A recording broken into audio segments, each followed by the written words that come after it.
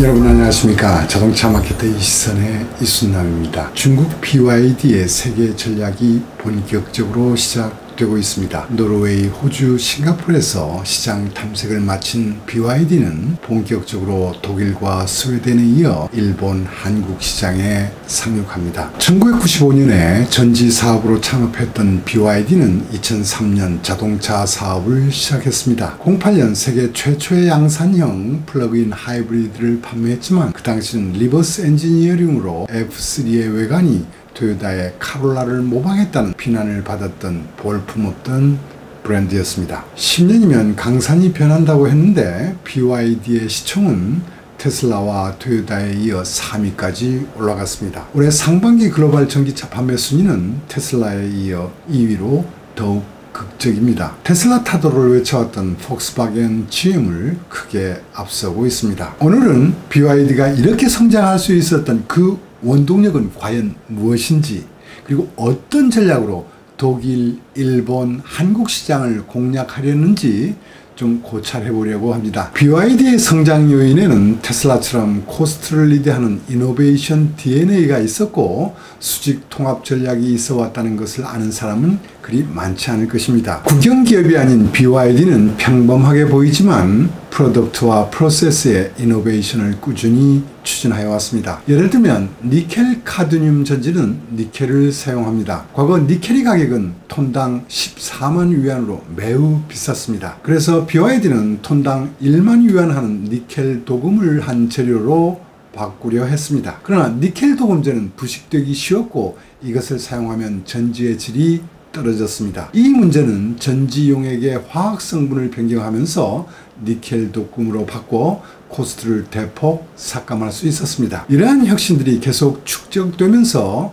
블레이드 배터리 기술도 개발할 수 있었습니다. 또한 리튬이온 전지 제조 설비 투자비는 자동화, 무균실, 건조로 등에 많은 돈이 들어갑니다. BYD는 생산 라인을 분해해서 사람이 할 수 있는 것은 가능한 한 사람에 맡기고 사람이 할 수 없는 것은 기계에 맡겨왔습니다. 예를 들면 돈이 많이 들어가는 무균의 공간을 최소한으로 하기 위하여 값싼 무균 상자를 만들어 운영했다고 합니다. 이러한 방법으로 1950년대의 공장을 연상시킬 정도의 환경에서도 충분하게 여러가지 ICT 메이커의 질이 우수한 리튬이온 전지를 공급할 수 있었습니다. BYD는 테슬라처럼 배터리와 전력 저장 시스템, 그리고 컴퓨터 칩, 모터에 이르기까지 전기차에 필요한 부품 대부분을 직접 개발하는 수직 통합 전략을 구사하고 있다는 점에서 타사와 큰 차별성이 있습니다. BYD는 차 사업을 시작하면서 이 전략을 취할 수밖에 없었습니다. 후발주자로 견제를 받다 보니 타사로부터 부품 조달이 어려웠습니다. 또한 전기차로 집중했을 때는 BYD보다 우수한 기술을 갖고 있는 회사도 없었기 때문에 대부분을 자사에서 만들어야 했습니다. 이러한 능력은 코로나가 발생하면서 5개월 만에 마스크를 생산했을 때 세계 1위 마스크 생산업체가 되었을 정도였습니다. BYD의 현재 배터리 생산 능력은 19년에 비해 2배가 성장한 80GWh이고 25년이면 185GWh에 이를 것으로 예상하고 있습니다. CATL과 같이 저코스트를 실현할 수 있는 대규모의 생산 능력과 기술력이 있습니다. 배터리와 칩 공급에 있어서도 늘 탑 포지션에 있어서 코스트 컨트롤을 쉽게 할 수 있다는 부분이 BYD의 최대 장점이 되고 있습니다. 이러한 혁신 기술로 장기적인 관점에서 먼저 배터리 관련 포크리프트, 전기버스, 전기트럭으로 세계 시장을 공략하면서 브랜드 이미지를 구축해왔습니다. 이러한 성과를 바탕으로 승용 전기차에서는 차별화된 고객층을 공략하는 전략을 추진하고 있습니다. 하이테크를 리드하는 테슬라나 니오, 샤오펑 등은 어퍼마켓을 타겟으로 하고 있습니다. 그러나 BYD는 배터리의 높은 안전성과 저가격으로 중국의 중간층과 가격에 민감한 소비자를 타겟으로 한 차별화 전략으로 성공하고 있습니다. 이제는 중국을 벗어나 세계 시장을 두드리고 있으며 중국 내에서는 프리미엄 브랜드를 새롭게 만들려 하고 있습니다. 세계와 경쟁하는 기술의 차별점은 인산철 배터리를 중심으로 한 블레이드 배터리 기술입니다. 경쟁사들은 삼원계 배터리를 중심으로 항속거리 증대에 심혈을 기울이고 있습니다. 그러나 이 배터리는 니켈, 망간, 코발트, 알루미늄의 높은 원자재 가격, 화재 리스크의 문제가 있습니다. 실제로 20년 중국에서는 164건의 화재 사고가 있었고 현대차, GM은 리콜을 했고 가장 최근에는 제규어 아이페이스까지 배터리 화재가 발생하면서 안전성 이슈가 계속되고 있습니다. BYD는 이들과는 역발상으로 안전한 전기차를 위한 인산철 배터리로 집중한다는 전략입니다. 그러나 인산철 배터리는 안전하다는 장점은 있지만 에너지 밀도가 작아서 항속거리가 짧고 저온 시에 성능이 저하되기 쉬운 약점, 충전 시간이 긴 단점이 있습니다. 이 단점을 극복하는 방안으로 배터리 셀을 모듈 구성 없이 팩으로 만드는 기술인 블레이드 배터리 팩을 개발하게 됩니다. 기존 배터리 팩은 셀들을 모듈로 만들고 다시 이 모듈들을 팩 안에서 조립하는 공정으로 만들어집니다. 이 과정에서 대량의 구조물을 이용하여 서로 연결하고 고정해야 되기 때문에 공간 이용률은 약 40% 정도에 머물게 됩니다. BYD는 셀을 새로운 타입으로 개발하여 팩 구조를 이루는 블레이드 배터리를 개발하여 팩 내 공간 이용률을 50% 이상 향상시켰습니다. 이 말은 항속거리를 50% 이상 증대한 것과 같다고 할 수 있습니다. BYD의 혁신은 계속되고 있습니다. 실이란 차종에 적용되어 있는 배터리는 셀2 팩 개념에서 셀2 바디 개념으로 더 혁신적인 기술을 적용하고 있습니다. 배터리 팩이 상부의 커버 부분까지 없애면서 경량화를 실현하고 있습니다. 그렇다면 어떤 상품 전략으로 세계화 전략을 추진하고 있을까요? 지금 노르웨이에서는 탕 SUV 한 차종을 팔고 있지만 일본에서 이미 발표된 내용을 보면 최신 플랫폼, 이 플랫폼 3.0이 적용된 차량들을 먼저 런칭할 것으로 예상됩니다. 2023년 1월에 가장 먼저 런칭되는 차는 오토3라는 SUV 차종입니다. 이외에도 내년 중순에 런칭될 컴팩트급 해치백인 돌핀이 있습니다.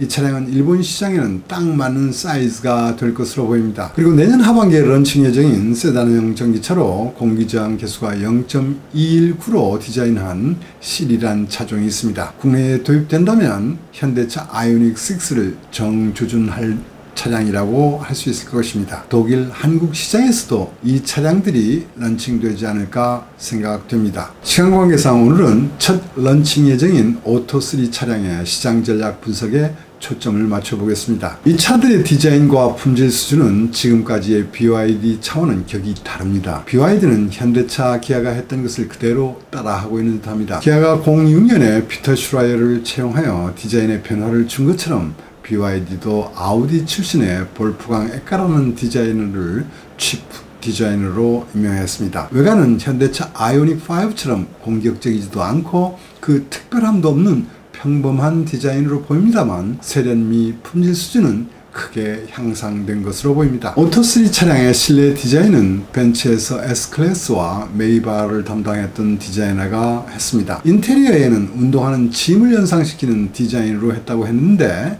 에어컨의 토출구라든지 쉬프트 레버 등의 디자인이 운동기구처럼 보입니다. 도어 포켓 부에는 기타 줄처럼 러버로 된 코드가 달려있는데 튀겨보면 기타 소리가 난다고 합니다. 내장의 질감은 매우 우수하게 보이고 참신하고 유니크한 디자인이 매우 돋보입니다. 아토3의 제오는 가장 핫한 세그먼트에 있는 현대 아이오닉 5, 토요타의 BG4X, 닛산이 아리아보다 작은 편으로 기아의 니로 EV와 비슷한 사이즈입니다. 아토3의 제오는 일본 시장에 더 맞습니다. 일본에는 아직 전기차가 많지 않기 때문에 안전성 저가격으로 토요타, 닛산이 전기차와 경쟁할 수 있을 것 같습니다.